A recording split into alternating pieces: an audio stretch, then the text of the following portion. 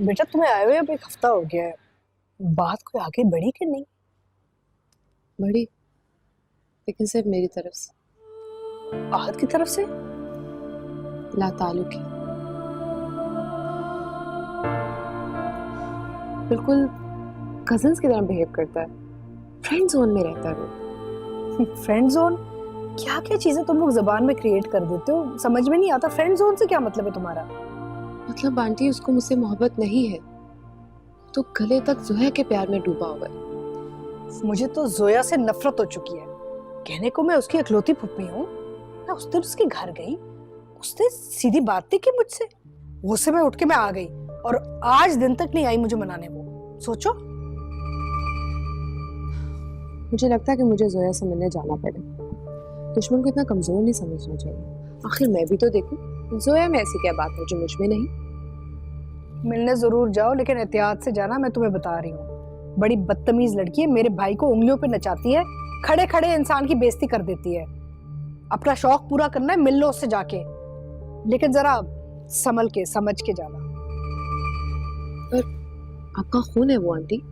अरे रहने दो, बिल्कुल अपनी माँ की कॉपी है। नंदियाल पे गई है, ददियाल का तो कोई असर ही नहीं है उस पे। देखना ही पड़ेगा उसे।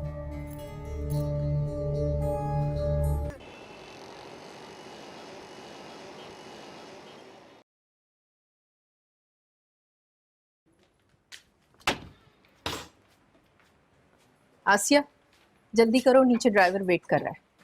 यार 5 मिनट रुको, मैंने कुछ फ्लावर्स ऑर्डर किए हैं, वो रिसीव कर लें तो फिर चलते हैं। रिसेप्शन पे बोल देते हैं ना, वो रिसीव कर लेगा। चलो आओ। अच्छा, पता है क्या, बॉस की ना वेलकम पार्टी है। उन्हें लगना चाहिए कि हम उनके दोबारा ऑफिस ज्वाइन करने से कितना खुश हैं। इसीलिए तो कह रही हूँ, सेकेंड हाफ से पहले सारे अरेंजमेंट्स कंप्लीट करने हैं। चलो। अच्छा रुक जाओ। हमाद,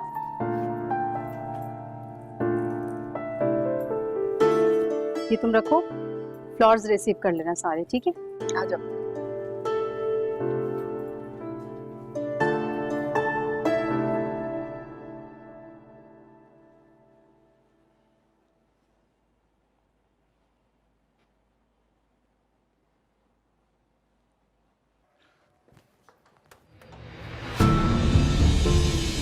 सर वो यार, वो बहुत बड़ा मसला हो गया, समझ नहीं आ रहा अब क्या होगा। ऐसा क्या हो गया भाई? कोई बॉम्ब ब्लास्ट हो गया?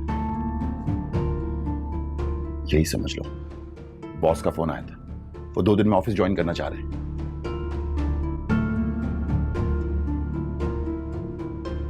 अच्छा, फिर? हुस्ना और स्टाफ उनकी वेलकम पार्टी अरेंज कर रहे हैं, मुझे भी स्पीच करने का कहा उन्होंने। स्पीच तो बॉस भी देंगे, अपनी आखिरी स्पीच। उसकी वसीयत ही समझो।